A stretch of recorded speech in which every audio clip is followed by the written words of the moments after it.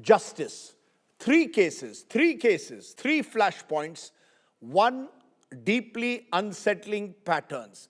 Cases that once shook the nation, cases that carried the promise of real accountability, and now are raising disturbing questions. Remember, in Unnao, a man convicted of rape has been granted bail. That is Kuldeep Sengar, a former MLA of the BJP. The survivor still waiting for closure after the Delhi court said they are suspending the sentence. Sengar remains, of course, in jail because there is another case against him of murder. Then let's turn to Dadri. Dadri, 50 kilometers from the national capital. The lynching of Mohammad Akhlaq. The Uttar Pradesh government is now seeking to withdraw charges against the accused altogether. It is the court which in this case has said, no, you cannot withdraw it. The question is, did no one kill Akhlaq? And then we have another case of an acid attack on a victim that has taken place in Meerut. 16 years on, we have found that even there, the accused have been let off. This is the reality, my friends, of what has been happening in different parts of the country. I want to focus on these cases. Let's start first with the former BJP MLA Kuldeep Singh Sengar. The Unnao rape survivors have now knocked on the doors of political parties, even meeting Congress leader Rahul Gandhi and Sonia Gandhi. She wants help from the Prime Minister as well. This after the High Court said Sengar is not a public servant, so the clauses which he was punished for by the lower court and given life imprisonment don't apply. The sentence, therefore, will be suspended. Sengar is not out of jail yet, but the victim now fears that he could target her. It's our top story tonight, the fight for justice.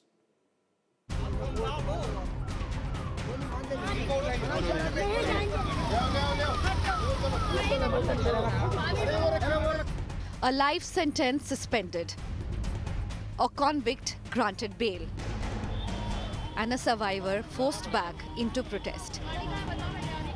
Bail for Kuldeep Singh Sengar, a four-time BJP MLA convicted in the Unnao rape case. The Delhi High Court has suspended his life sentence while his appeal is pending. The High Court ruled that Sengar could not be categorized as a public servant under Section 5C of the POCSO Act or Section 376(2)B of the IPC, the clauses which deal with aggravated penetrative sexual assault by a public servant. The court ruled that Sengar's crime comes under Section 4 of the POCSO Act, in which the maximum term is 7 years. The judges noted that Sengar has already spent over 7 years in prison.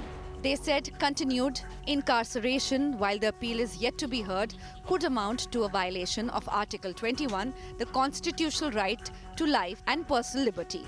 The court also rejected the argument that Sengar's release would pose a threat to the survivor, calling it untenable at this stage.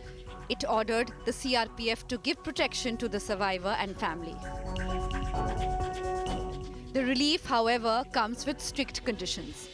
A 15 lakh personal bond, no entry within 5 kilometers of the survivor's home, no contact with the survivor or her family, mandatory residence in Delhi, weekly reporting to the police, and immediate cancellation of bail if even one condition is violated.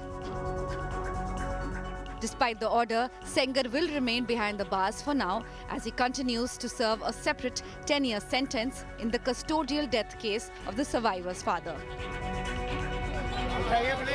But the court's reasoning did little to ease the survivor's fear. Dragged by police, surrounded by barricades. Returned to the streets, not in defiance, but in distress. At India Gate, she and her family sat in protest, asking only for safety. Police dispersed the demonstration, but the fear did not disperse. ऐसा देश में पहला order है कि rape के आरोपी को bell मिली हुई है। ये हर बेटी की हिम्मत तोड़ दिया इस जजमेंट ने। जब तक कुलदीप सिंह सेंगर की बेल खारिज नहीं की जाती है, जब तक हम शांत नहीं बैठेंगे, चाहे मुझे जेल ही न जाना पड़े। The protest has now triggered political reactions. Rahul Gandhi questioned the treatment of the survivor, asking, is this how a rape survivor is treated for demanding justice? But UP Minister O.P. Rajbhar dismissed the protest, arguing that the court's safeguards were sufficient. देखिए, court ने इस बात को कहा है कि सेंगर जी पीड़ित परिवार से 5 किलोमीटर दूर रहेंगे, ऐसा कोर्ट का निर्देश है। तो दिल्ली में धरना देने से पुलिस ने जब उनको कहा कि अब कोर्ट ने जब इस तरह की व्यवस्था दिया है तो आप असुरक्षित कहाँ हैं? From a courtroom order to a street protest, the Unnao case once again exposes the gap between constitutional reasoning and lived fear. With Himanshu Mishra, Bureau Report, India Today.